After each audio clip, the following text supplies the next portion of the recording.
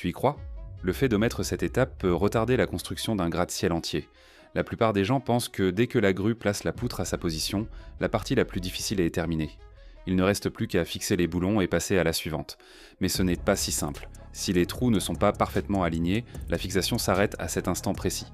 C'est pour cette raison qu'il se tient là, à des dizaines de mètres de hauteur, tenant une barre de levier en acier. La scène peut paraître téméraire, mais c'est en réalité un travail minutieusement calculé. Certes, l'acier peut présenter une tolérance d'environ 3 mm, mais les petites erreurs s'accumulent.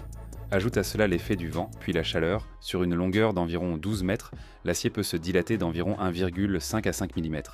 Soudain, les trous ne correspondent plus, parfois avec seulement quelques millimètres d'écart, mais un écart suffisant pour arrêter tout le travail. Tu peux te demander pourquoi ne pas laisser la grue ajuster sa position.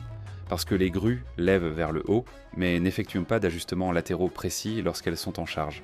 De plus, l'acier se courbe légèrement sous son propre poids, et lorsque les poutres se rejoignent, les trous s'alignent rarement parfaitement d'eux-mêmes.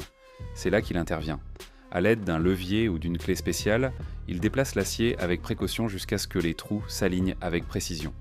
Et il ne s'agit pas de boulons ordinaires, mais de boulons structurels nécessitant une force de serrage complète.